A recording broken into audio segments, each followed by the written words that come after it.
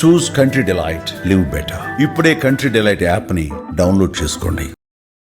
ఇంత పేరు సంపాదించుకున్న తర్వాత ఇండస్ట్రీలో కావచ్చు, బయట కావచ్చు, ఇప్పటికి కూడా మన ఐడెంటిటీ కాకుండా పలానా కోటా శ్రీనివాసరావు గారి తమ్ముడు ఈయన అని పిలుస్తున్నప్పుడు కొంత బాధ ఉంటుంది, కొంత హ్యాపీ ఉంటుంది, చిరాకు ఉంటాయి, మూడు ఉంటాయి. ఏ మనిషికైనా కామన్, అది ఒప్పుకోవాల్సిందే. అది తప్పదండి. అది మీకు ఎలా అంటే ఇనిషియల్ డేస్ నుంచి ఇప్పటి వరకు చూస్తున్నారు కదా.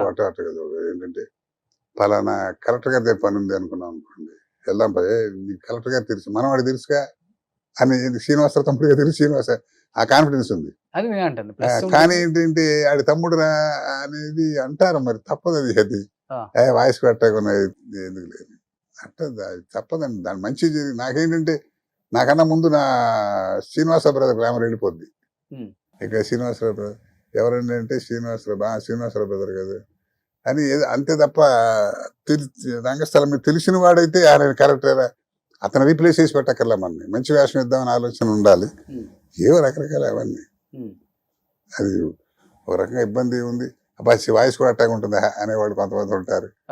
అది ఒక్కోసారి చూడండి మీరు, మనం కూడా కానీ పెద్ద హీరోలు ఉన్నారు, రచ్చోడు తాతలు రచ్చోడు నాన్నలా ఉంటాడు అంటే అది మరి జనం యాక్సెప్ట్ చేస్తారు కదా.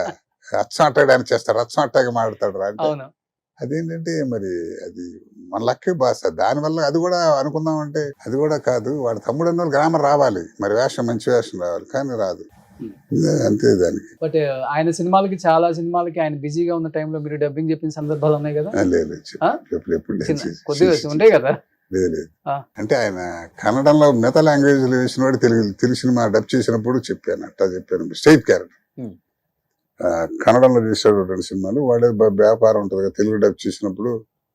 అప్పుడు అతను ఆయన వాయిస్ చెప్పా కానీ స్టేట్ పిక్చర్స్ లో లేదు. సార్ ఆయనకి ఆ బాడీ లాంగ్వేజ్ అంటే ఆ వాయిస్ అంటే డైలాగ్ డెలివరీ కానీ ఒక జోన్ అంటే సపరేట్ జోనర్ ఆయన ఎంచుకున్నారు. అంటే ఎంచుకోవటంలో కూడా ఆయన బాడీ లాంగ్వేజ్ నుంచి వస్తుంది. అబ్జర్వేషన్ అండి. మనిషిని చూసి మీతో మాట్లాడుతాడు, మేము లక్ష్యంగా తీసేస్తాడు, బాగుంది ఎక్కడో వాడతాడు అనమాట. చాలా మందికి నాకు మా వాడు వేసే క్యారెక్టర్ చాలా క్యారెక్టర్ మా ఊళ్ళో కూడా అంతమంది మాకు తెలిసిన వాళ్ళు ఉన్నారు. వాళ్ళని అబ్జర్వ్ చేసేవాడు, అది కొట్టేవాడు అంటారు ఒకసారి అంటే అవన్నీ అబ్జర్వ్ చేస్తాడు, అబ్జర్వ్ చేసి పట్టుకుంటాడు, ఎక్కడైనా అవకాశం ఉంటే ఉపయోగిస్తాడు. ఇప్పుడు ఒక వే వచ్చిన తర్వాత వాళ్ళు జనానికి కూడా వాడు ఏం చేసినా బాగుంటుందని స్టేజ్ వచ్చిన తర్వాత వెళ్ళిపోద్దండి. రకరకాల ఏ మ్యారేజ్ ఇప్పుడు ఒకడేలా రామారావు చెప్తేనే వాడేలా మనం చెప్పగలం, చెప్పాలి ఆ మహానుభావుడు వాడు చెప్తేనే ఆ గ్లామర్ అంటే అదే కదా. మరి ఇప్పుడు అంత పేరు వచ్చిన తర్వాత ఫ్యామిలీలో కానీ లేకపోతే రిలేటివ్స్ లో కానీ ఎలా ఉంది సార్ ఆ చేంజ్? ఎలా ఉంది ఒక్కసారిగా? అంటే శ్రీనివాసరావు గారు 20 years బిజీగా ఉంటారు నాకు తెలిసి. 25 years తను అంతే. వాడు ఒక మంచి లేదు చెడు లేదు, ఎవరిని కలవటం లేదు, పిల్లలు ఫ్యామిలీ కలవడం టైం ఉండేది కాదు.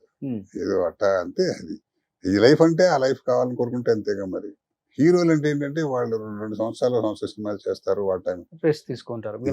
మంది హీరోలకు వీళ్ళు ఉంటారు కదా, వాళ్ళకి 30 రోజులు బిజీ ఉండే మనిషి, తప్పదు మరి అంతే.